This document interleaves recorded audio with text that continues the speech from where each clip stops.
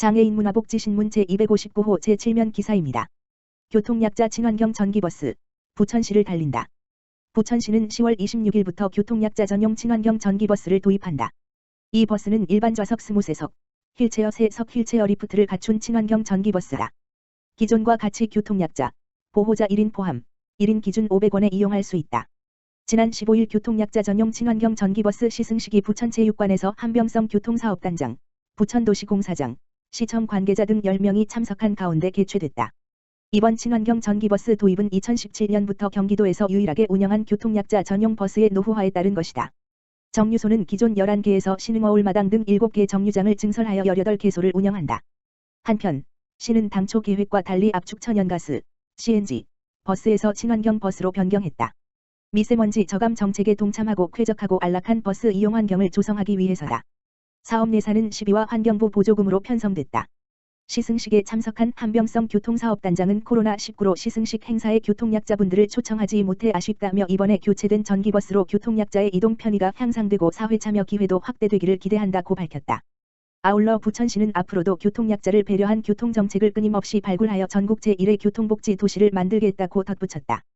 기타 자세한 운행 정보는 부천시 교통약자지원센터, 다만 전화기 1588-3815로 문의하면 된다.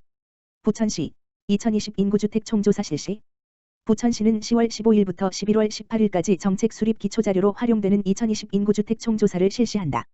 5년 주기로 실시하는 이번 인구주택 총조사에는 새로운 정책 수요와 사회 변화상을 반영해 반려동물, 1인 가구 사유 등이 조사 항목으로 추가됐다.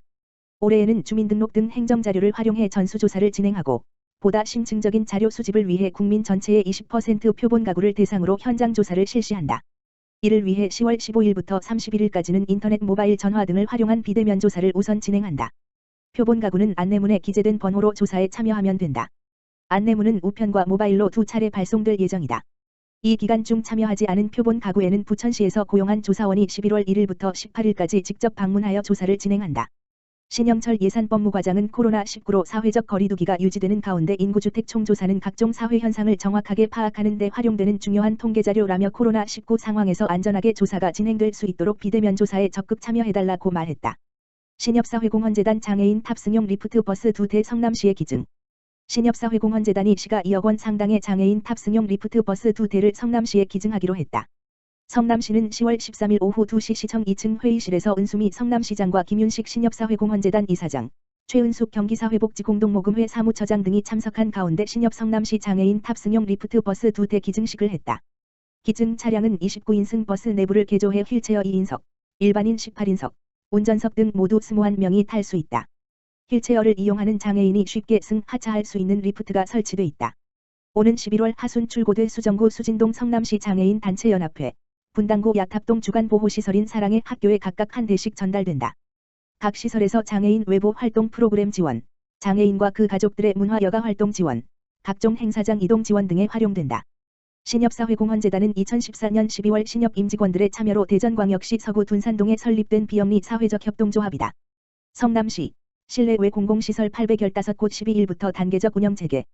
성남시는 정부 방침에 따라 12일 오후 6시부터 실외 체육시설 32곳을 시작으로 총 815곳 실내외 공공시설 운영을 단계적으로 재개한다고 12일 밝혔다.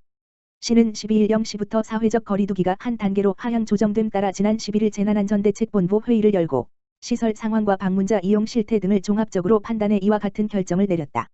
이번 운영 재개 시설은 경로당, 종합사회복지관, 다목적 복지회관, 장애인 복지관 등 사회복지시설과 청소년 수련관, 공공도서관, 작은 도서관 포함, 평생학습관, 판교박물관, 생태학습원, 성남시 식물일로, 성남아트센터, 성남여성비전센터 등이다.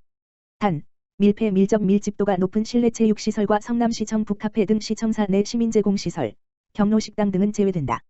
공공시설 운영 재개일은 시설별로 상이하다.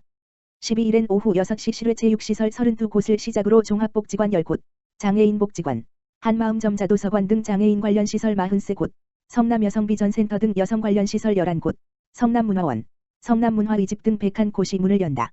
13일에는 판교박물관 1곳, 환경생태학습원 2곳, 공원시설 121곳, 공공도서관 15곳, 작은 도서관 125곳 등 267곳이, 14일에는 근로자 종합복지관, 이동노동자 쉼터가, 15일에는 성남아트센터 실내공연장, 세계학 기전시관 등 6곳이 운영을 재개한다.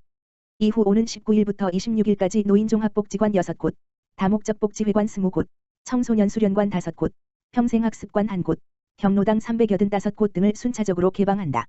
단, 경로당은 오는 20일에 다목적 복지회관 내 15곳만 우선 운영을 재개하고 이후 내달 2일까지 희망경로당 현장 검증 후 370곳을 추가로 운영을 재개할 예정이다. 해당 시설의 이용 인원은 수용 가능 인원 대비 50% 이하의 수준으로 제한되며 마스크 착용 및 출입자 명부 작성, 손소독, 발열 체크 등 방역 수칙을 준수하여야만 입장 이용할 수 있다. 또한 시는 시설별로 방역관리자를 지정하고 주기적인 시설 소독을 통해 방역 조치에 철저를 기할 방침이다. 성남시 독감 예방 무료 접종 13일 재개. 성남시는 10월 13일 인플루엔자, 독감 예방 무료 접종을 재개했다.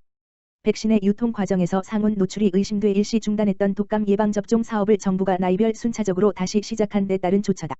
이번 독감 예방 접종에 투입되는 백신은 성남 지역 30만여 개를 포함해 전국적으로 2,964만여 개이며 품질 검사 결과 모두 적합 판정을 받은 사가 백신이다.